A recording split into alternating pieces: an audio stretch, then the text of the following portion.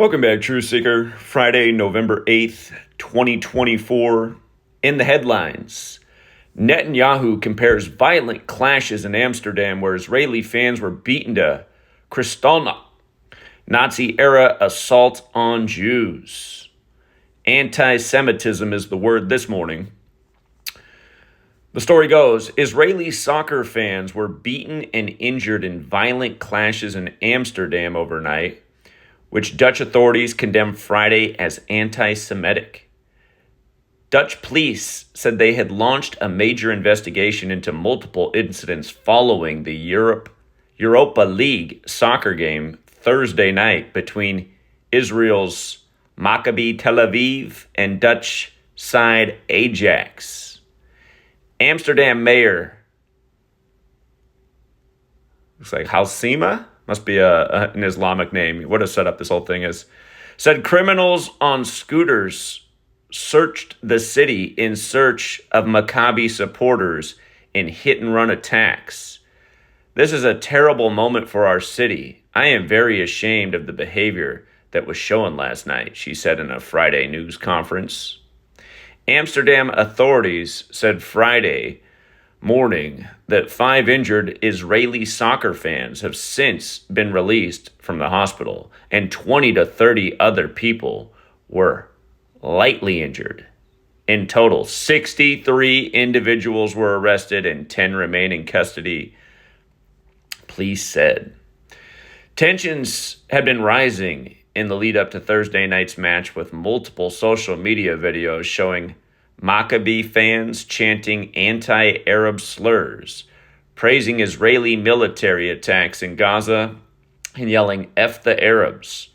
Other videos apparently filmed in Amsterdam show men ripping Palestinian flags off buildings. It is unclear when those videos were filmed. After the game, hundreds of Maccabi fans were ambushed and attacked in Amsterdam. The Israeli embassy to the United States said in social media platform X, sharing video of the violence.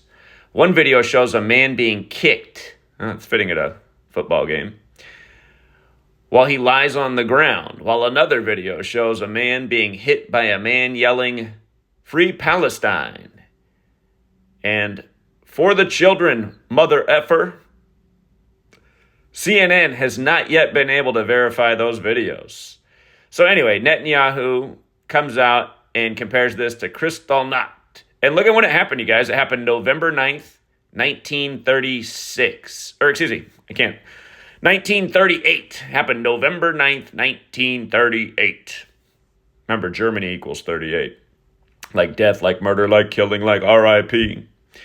But November 9th, 1938 to November 9th, 2024, since we're on the eve of November 9th, 2024 is 86 years. And what does Kristallnacht equal in Gematria? It equals 86. Again, it's just so annoying watching contrived media play out every day, paying tribute to history. You learn this Kabbalistic code of encoding numbers into words. It all becomes so transparent. And just even the date that this thing in history supposedly happened, November 9th, 119. I mean, this number is all over Jewish history, if you will.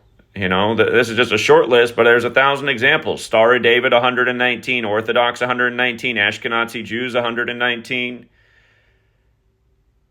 Remember on 9/11, it was Ehud Barak, the leader of Israel, who went on the BBC right away and told the United States they needed to declare a war on terror.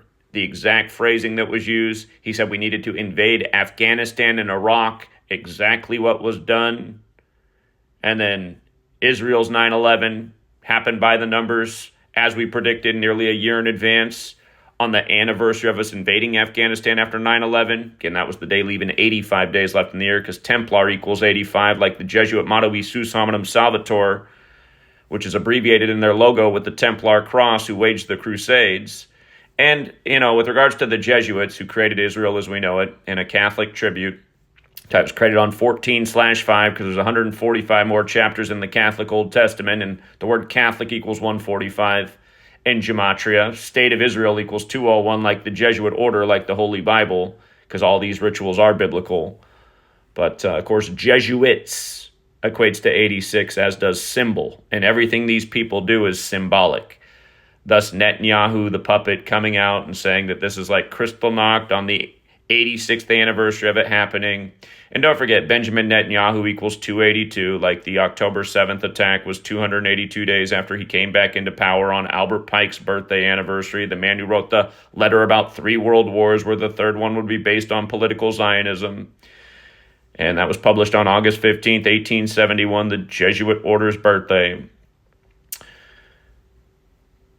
But yeah, the other, the probably the most important takeaway is, again, is this stuff happening in the world without religion? I mean, these people are fighting over religion and also stupid sports games. Sports are good for children, and for adults who play in them. But watching sports is just such a dumb thing. It's just such a dumb cultural thing that we do all over the world. Watch other men play sports and get all worked up about these rigged games. It's dumb. Point blank, period. It's not helping out anyone other than the overpaid athletes and the cabal who pacifies the manpower by giving them bread and circus. But yeah, all these things do go back to Rome. The bread and circus, the Colosseum, the religious divisions, the my religion's greater than your religion.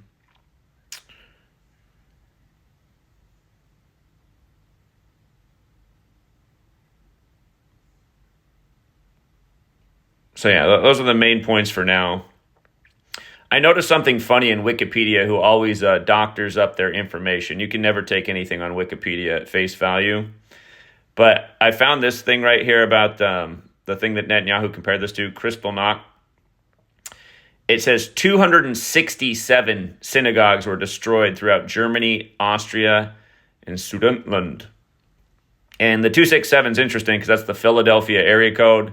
And in Revelation, the Church of Philadelphia gets the letter about the synagogue of Satan.